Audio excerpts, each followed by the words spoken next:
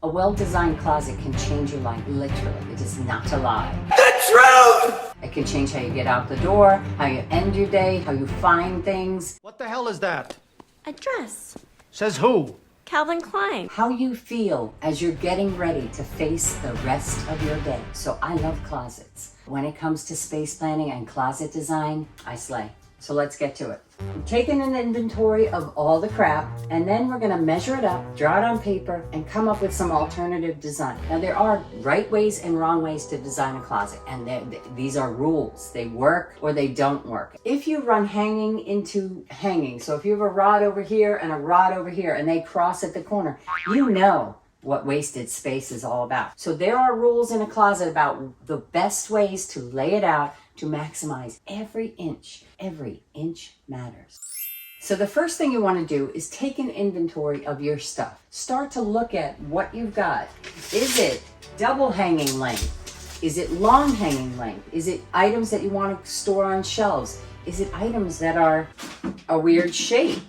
So right now, it is a collection of crap. We have sewing machines. We have my mother's fur. Please don't send me hate mail. It was dead long before I inherited it after Hurricane Sandy. Type away, waste your time. All right, we also have some 1970s, some wigs. So we have a lot of costumes. I have teenagers, picture frames, an ironing board, a helium tank because you can never have enough helium, and lots of overflow jackets that we can't seem to part with yet. You want to plan for all those different weird things and have a spot for them. When I worked for California Closets in New York City, I designed spots for snowboards, for wigs, for all kinds of things. So you can't just snap your fingers and throw in a closet system if it's not designed for you. That's not a custom closet. What you want to do is look at what you need and then design accordingly. So that's what we're going to do here. Let's take some measurements. So what we want to look at first is the height, the return walls. That's these walls on either side. We're going to measure the depth, the length. Measure in 3 spots so that I can feel, the floor is a little uneven. So we want to make sure that we are aware of that. I need a notebook. Should have thought of that. See what we got if he stayed right on. 24. See, I've got you keeping track for me. 24 3/4. You take a look at my baseboard here. You want to make sure you accommodate that. I don't want to measure the wall from here over. That would be inaccurate. You want to take a measurement here. If you have a unit that's going to go all the way to the floor, you're going to need either a filler strip or to remove your baseboard. I'm doing a quick measurement because I know what it is. 95, we want to measure again. 96, see what I mean? This doorway is 3 feet wide because we had the forethought, we want to be able to have it be wheelchair accessible. So it's 36 wide. Normally for a closet, you want to maximize the wall space on the inside. So a 2/8 door is more than enough room. But in this situation, we kind of wanted to make the closet part of the bedroom, make it feel a little bigger because it is a small space. My intention is to run hanging and shelves on both sides and to have straight ahead a bank of drawers with some shelves above. Pretty straightforward. It's a very simple room, nothing fancy.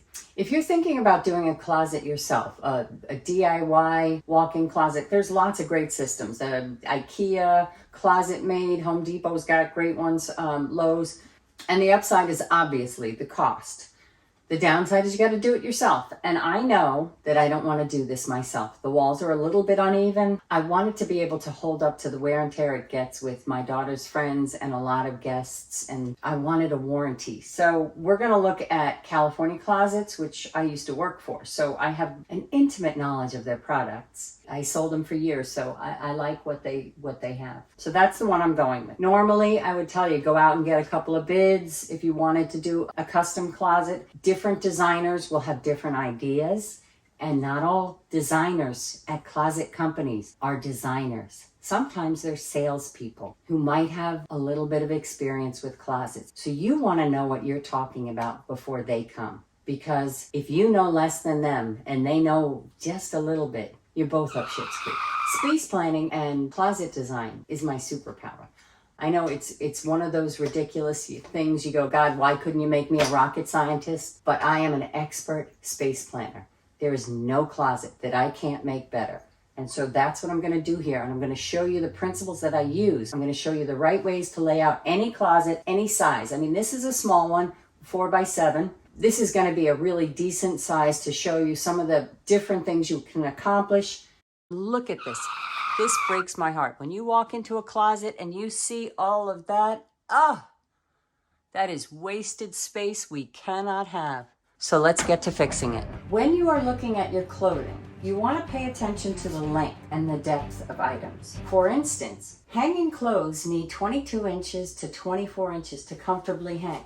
If you've ever been in an old house and they have one of those coat closets where the coats don't fit and the hangers have to sit sideways, that's a closet that's not deep enough. So for hanging clothes, you need 22 to 24 inches to comfortably hang, not bang the hangers on the doors and the wall behind. Any hanging item that is 42 inches or less is going to be considered double hanging. And that's where you can maximize the space by giving yourself 2 rods.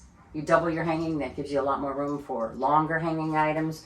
Before you sit down to pick out a beautiful custom closet system, it's got to fit what you have. So you need to do an inventory of your items. And that means taking a look at the double hanging, the long hanging, the shelving, the shoes, count your shoes, all other items that are odd shaped that might need to be stored in a closet. A generic closet system that has a little bit of double hanging, a little bit of shelving, and a little bit of long hanging may not suit you. So you want to look at your particular items. For instance, how much double hanging do you have? Now, double hanging is anything under 42 inches. So suit jackets, shirts, skirts, folded pants, they're all going to be 42 inches or less. So that's going to be items that you can fit in double hanging. And then you want to measure how much of it you have. How much linear double hanging do I have? Start keeping a list of this. I have a little handout.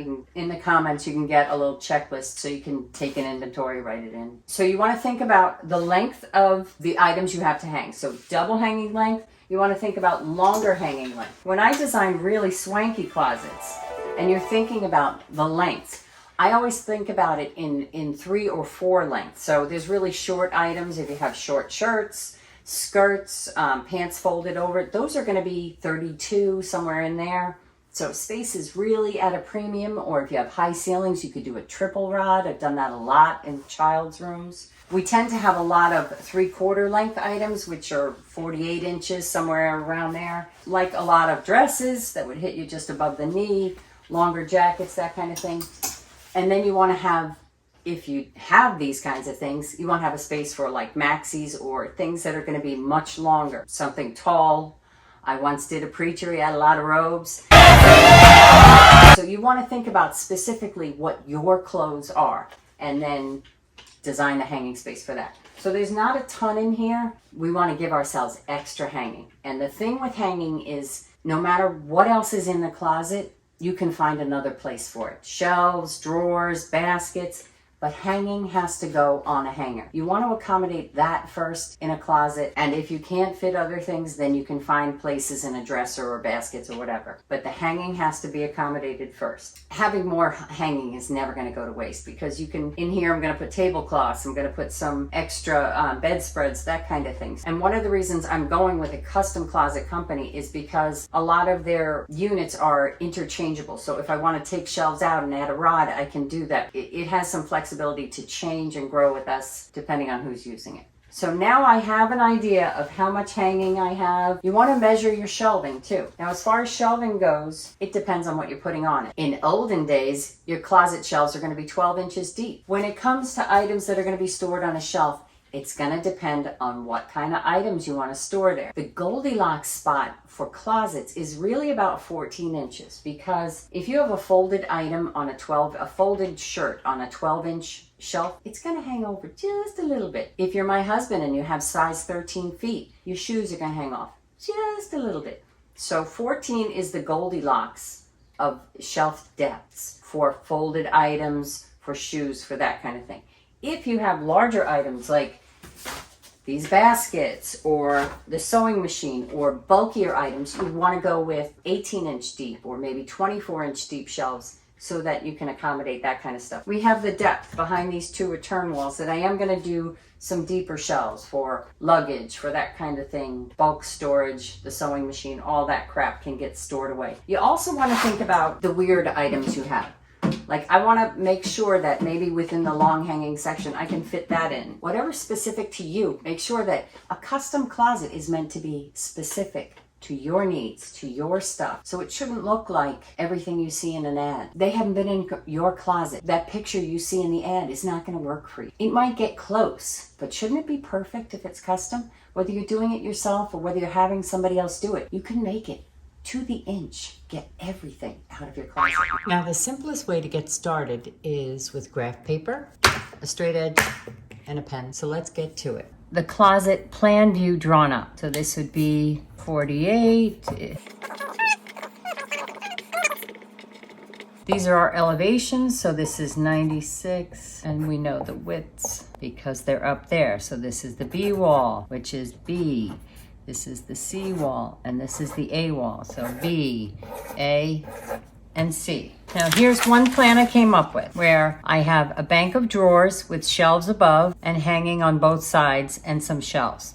So here you'll see the drawers with shelves above that are less deep. So like a kitchen counter where you can stand there and have 18-inch deep drawers, which is a standard dresser drawer. There's a top shelf that's going to run the entire perimeter so that you have storage up above at 84 inches. So it's only about 12 inches in height, but it's much more useful than all that dead space. And then these two are these walls. So the clothes are actually hanging out like this to here. And this one, you can stand right here in front of these drawers and reach that last hanging item back here. Unlike a traditional closet where you have the return wall or something blocking that portion and you can't get in there. And I've left a little bit extra room. Clothes you want to leave 24, I have 27 on each side. So it's a little bit more spacious. That way you can do hooks on either side. Our valet rod right here and some hooks on this side. And then on the side walls, I've got on this wall here, the A wall, you see long hanging ironing board goes in there with some shelves above and a section of double hanging. So that'll give us 6.5 feet and then another 5 feet or so. So about 11.5 feet within this closet where we only had 7 feet of hanging before. And we've added a bank of drawers, shelves, and another deeper section of drawers over here. You see this section here for my big storage tubs for luggage, that kind of thing. Next up, we're gonna do Plan B. I'll tell you what I like about this. We've got this whole back wall is just all hanging. You can see it down here. So double hanging, a long hanging section with some shelves up above, one big long shelf up at the top to put stuff away. This A wall over here has drawers with some shelves above that are 18 inches deep. So they're gonna still sit behind that return wall. And then on this side, on the C wall, this is where the clothes are hanging into that corner. You see those squiggly lines, that's your clothes, the depth of them. A bank of shelves with maybe a laundry basket or something down there.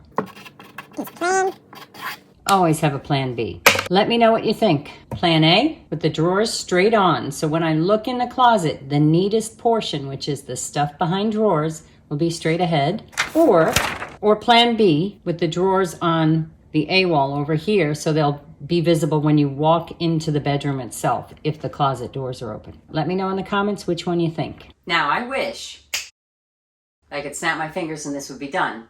But I've got 2 appointments with closet people next week for them to come in. So I want to see their design, see if they come up with anything I haven't thought of. And then you'll have to come back. You'll have to subscribe. You'll have to watch every single one of my videos because I am this close to getting a hoodie. And it's up to you. Push me over that line. Over the line! I'm sorry, Smokey. You were over the line. That's a foul.